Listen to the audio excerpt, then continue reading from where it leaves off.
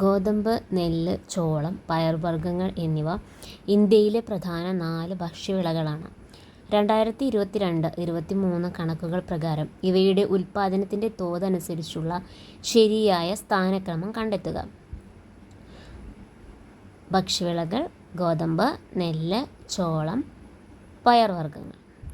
ഇതിൻ്റെ ശരിയായ സ്ഥാനക്രമമാണ് ചോദിച്ചിട്ടുള്ളത്. ആൻസർ വരുന്നത് ഓപ്ഷൻ ബി ആണ്.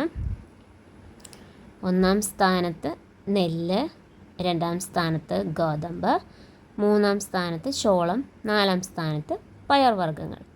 Answer option B. Next question. Reserve Bank of ഇന്ത്യയുമായി ബന്ധപ്പെട്ട് 2 പ്രസ്താവനകൾ നൽകിയിരിക്കുന്നു. ഇവയെ സംബന്ധിച്ചുള്ള ശരിയായ ഓപ്ഷൻ കണ്ടെത്തുക. പ്രസ്താവന 1. റിസർവ് ബാങ്ക് ഓഫ് ഇന്ത്യയുടെ ഒരു പ്രധാന പണനയ ഉപാധിയാണ് റിപ്പോ റേറ്റ്. പ്രസ്താവന 2. 2024 ഏപ്രിൽ മാസത്തിൽ ചേർന്ന റിസർവ് ബാങ്ക് ഓഫ് ഇന്ത്യയുടെ പണനയ സമിതി റിപ്പോ റേറ്റ് 6.50% നിലനിർത്താൻ തീരുമാനിച്ചു. തന്നിരിക്കുന്ന പ്രസ്താവനകളിൽ റിസർവ് ബാങ്ക് ഓഫ് ഇന്ത്യയുമായി ബന്ധപ്പെട്ട ശരിയായ പ്രസ്താവന കണ്ടെത്താനാണ് ചോദ്യം. ആൻസർ ഓപ്ഷൻ എ ആണ്. 2 പ്രസ്താവനകളും റിസർവ് ബാങ്ക് ഓഫ് ഇന്ത്യയുമായി ബന്ധപ്പെട്ടുള്ളതാണ്. Next question. ഇന്ത്യൻ സമ്പദ്ഘടനയെ സ്വാധീനിച്ച ചില പ്രധാന നയങ്ങൾ താഴെ നൽകിയിരിക്കുന്നു. കാലഗണനയനുസരിച്ച് ഇവയുടെ ശരിയായ ക്രമം ഏത്? ഓപ്ഷൻസ് നോക്കാം. ബാങ്ക് ദേശസാത്കരണം, ആസൂത്രണ കമ്മീഷൻ രൂപീകരണം, 500,000 നോട്ടുകളുടെ നിരോധനം, ഭൂപരിഷ്കരണം. ഇതിലെ ഓരോ നയങ്ങളും സംഭവിച്ച വർഷങ്ങൾ ഒന്ന് നോക്കാം നമുക്ക്.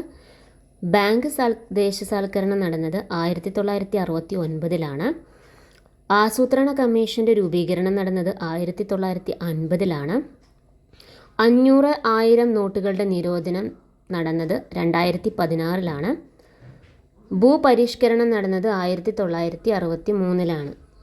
കാലഗണന അനുസരിച്ച് ഇവയെ എഴുതുമ്പോൾ ആൻസർ വരുന്നത് ഓപ്ഷൻ ഡി ആണ്. ആസൂത്രണ കമ്മീഷൻ രൂപീകരണം 1950, ഭൂപരിഷ്കരണം 1963, ബാങ്ക് ദേശസാൽക്കരണം 1969, 500,000 നോട്ടുകളുടെ നിരോധനം 2016.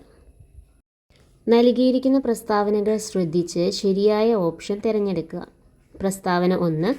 സാമ്പത്തിക വളർച്ച കൈവരിക്കുക എന്നത് പഞ്ചവത്സര പദ്ധതികളുടെ പ്രധാന ലക്ഷ്യങ്ങളിൽ ഒന്നായിരുന്നു. പ്രസ്താവന 2.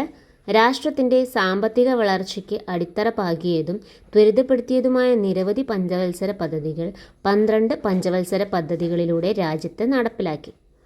ഇതിൽ നിന്നും ശരിയായ ഉത്തരം ഓപ്ഷൻസിൽ നിന്നും തിരഞ്ഞെടുക്കാനാണ്.